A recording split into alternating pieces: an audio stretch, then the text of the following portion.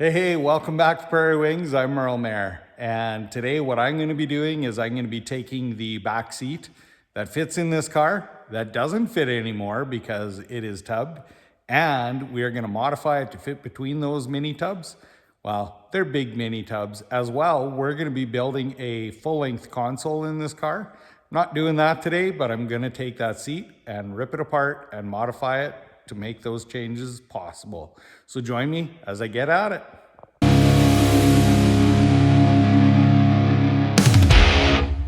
I am just going to show you what I'm dealing with. I have mounted some C6 Corvette seats in here, modified the bottoms and so on, and I'm planning the console. But in order to do that, I need to make some room. And so I've slid these seats up all the way. I'll probably have to pull them out to actually work in here. But what we have is, this is the original back seat. Now, I'm just going to put the phone down and adjust this here. Here's what we're dealing with. I have taken, and we don't have these fully welded. We're going to do that on the rotisserie, but for now the tubs are all tacked in. I have the back package tray and back support all made, as that is going to be permanent. And then up here is where the original seat hooks were, and I left them on there, and I'm going to try and reuse those. Now the problem is originally this seat fit in between the tubs, so you can see how much wider we made these tubs. And the advantage of these seats is they actually did have a provision to go around those original tubs. And so this gives me a great pattern, and what I have to do is change this wire to be able to go around that tub. So it is a big modification, but it is totally doable. I keep this kind of wire in stock for this purpose. Now, the nice thing is these original bottom mounts are going to work. So are the original top mounts. Now, the bottom of the seat is going to be a little bit more challenging, but we'll get to that. So what I'm going to do is I'm going to de-skin this seat, and I'm going to bring it in here, and we're going to take and start modifying. I absolutely love the concept of this car. It is going to be really cool beast. And I affectionately call it the Monte Vet. I'm sure the customer is going to rename it something else, but for now I'm calling it the Monte Vet. I think it's pretty cool. It's got some Corvette features in it, and like the Corvette seats, Corvette styled interior, but it's going to all look like it was, you know, period correct for 71. Now I'm protecting this cover, but I believe he is changing the color of the interior, but yeah, we'll just get this all stripped down to the bare frame. And these are hog rings. This isn't about recovering. This is just stripping it off. But these are hog rings. Use a special plier to get them on. We'll take a look sometime in another video how to put this back together. I'm just cutting these rings just to get this out of the way.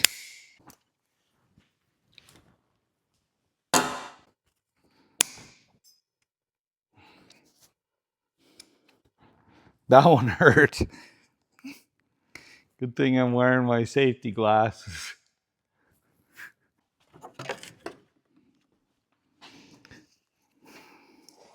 Don't be lazy, kids.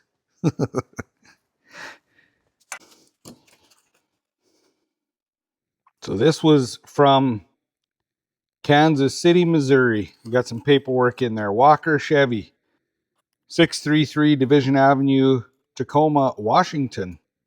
It was shipped there. Bud Donahue Chevy Company Incorporated, Milwaukee, Wisconsin. Wow. Part of this paper is missing, potentially nibbled off previously. No sign of mice in this anywhere, but none of that matters.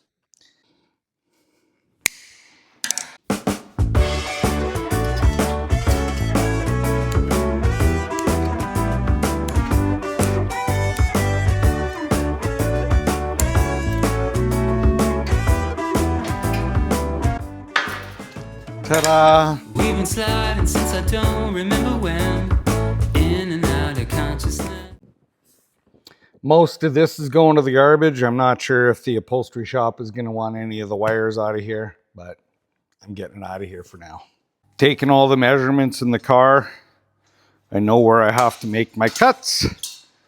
And we're going to lose some of this spring on the outside edge, which is no big deal. While others might be stressing out, we rely on our facade to help us out. And it's obvious now, finally, I know you're gonna underplay it, but it's time to move on from this. We're derailing, and we're not what we used to be.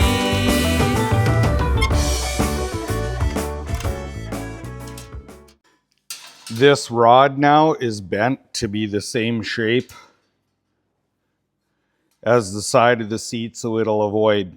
So on this side, it can't be welded. It has to be clamped. So you have to put a bend in it here so you can clamp it on the front and hold the shape of the seat. Now, this side gets to be welded, and these pieces here, this bend needs to be duplicated and tied into here, because we have to lose this area in here. So this is going to turn out absolutely fabulous, and I'm just going to keep bending and making more pieces. This first rod is, well, actually I got them both secured. So this one's welded in, and on this end, I actually got the factory clips to do this. Unfortunately, all the big wire is welded. So how I secured this is with first a hog ring I just threw on, and then these clips. But I'm really not happy that these aren't on all the way. So what I think I'm going to do before we finish this up is I am going to actually wrap this with some actual stainless tie wire on these bigger connections. But having said that, we are ready to now start cutting out this structure here. I have to move this structure over to here now. So that is the next step.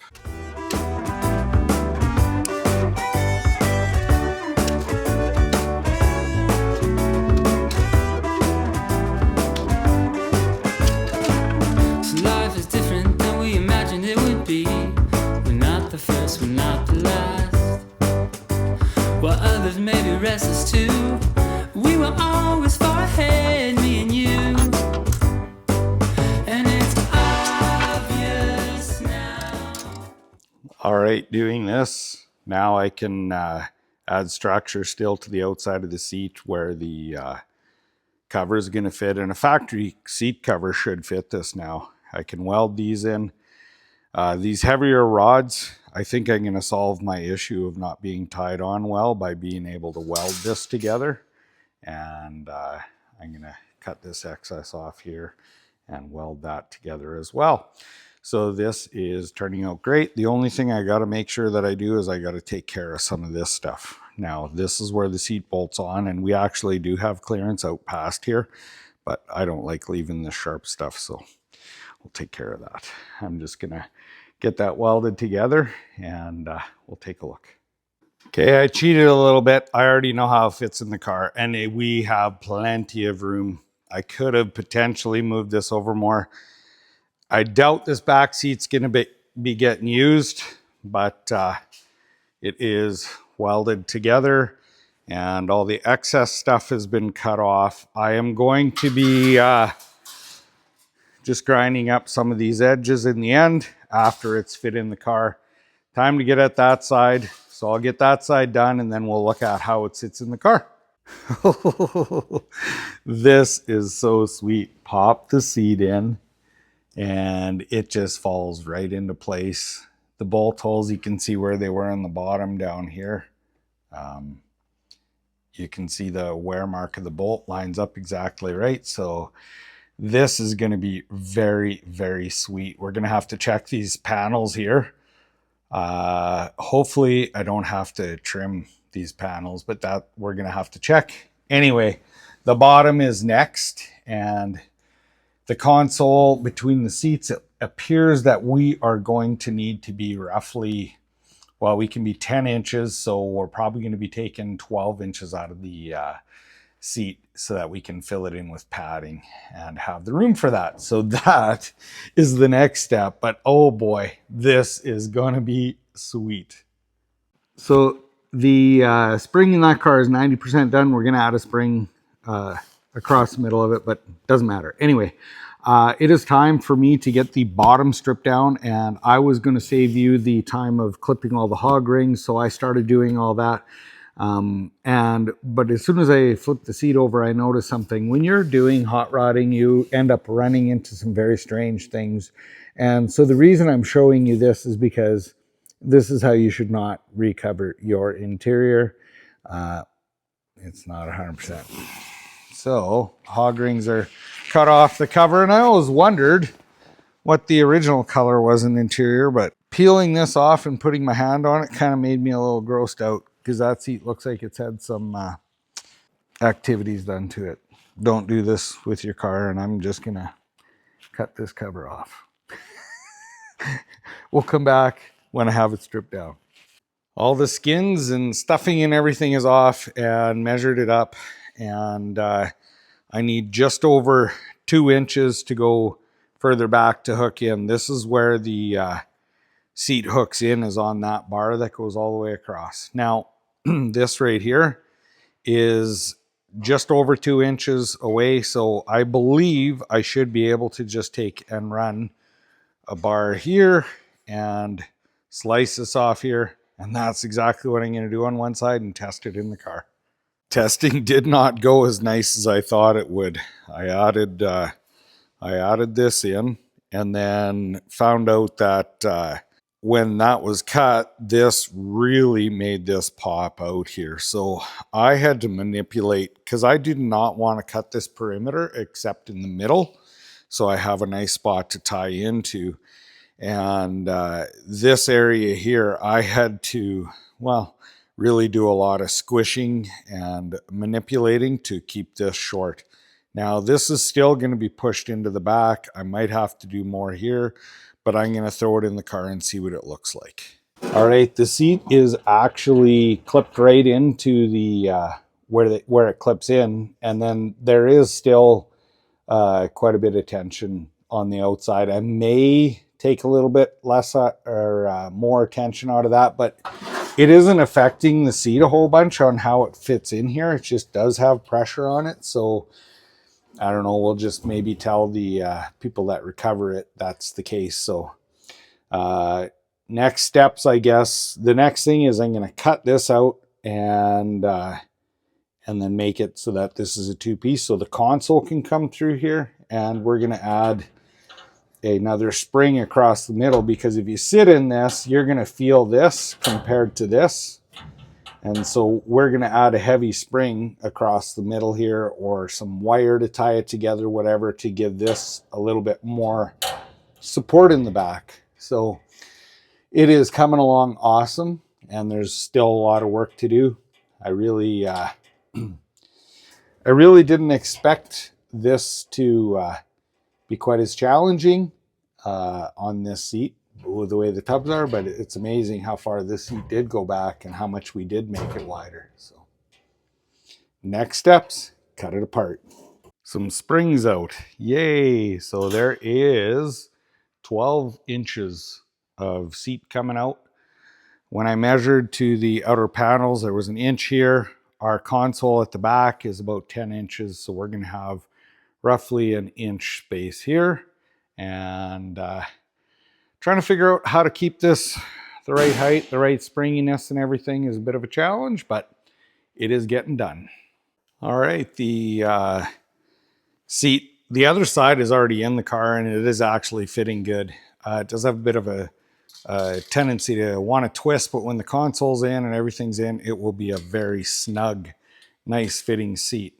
And the key that I've found if you're doing something where you're narrowing a seat is this outer ring is what you want to make sure that you can have as close to constant as possible. So that is what we have. Had to move one of these springs over, so these two are close together. So this will have more support by the center of the console and the outside. So this will be less supported in here, which is exactly what we want. And yeah, just had to do a bunch of creative tying to hold things in place with tie wire and crimping, and it is welded up and ready to go. So the piece that we cut out the middle, these bars were in the middle, moved them over and got these all attached in here. And we'll, I just noticed I still need to weld together these little parts here. So I'll get that done and then we'll look at it in the car. I am pretty excited. This looks so cool in the inside. So the back seat is in and it fits in all the factory attachment points. And I mean, this doesn't look factory because it is a split back seat, kind of like an old TA would have been, except the TA didn't have a console all the way to the back. We might have to adjust the back of the back seat. I'm not sure yet. We'll have to see the level of the console once we get the armrests in the side mounted in there and start building the console. We'll take a look at that. And I did check that all fits. So I have 12 inches in the middle for the full length console, front to back. We have the tubs all tacked in. We'll weld those out when we get this on the rotisserie. We'll still have to patch a hole in the floor and make the seatbelt mounts just like factory would have had. And when you look inside this car, I mean, it's a 71 Monte Carlo and it is going to look period correct because all of this stuff, we're going to be very tasteful on how it's recovered and everything to make it true to the 71 Monte Carlo, even though I still call it the Monte Vet. It's it's probably not going to be named that, but for now, that's what I'm calling it. Anyway, let me know what you guys think about how the seat was done. Would you do it any different? Would you actually mess with the back seat or leave it out? A lot of people have different opinions, especially when you tub a car like this, putting those big wide wheels under. So I really appreciate you taking the time to watch this video. Please like, share, and subscribe.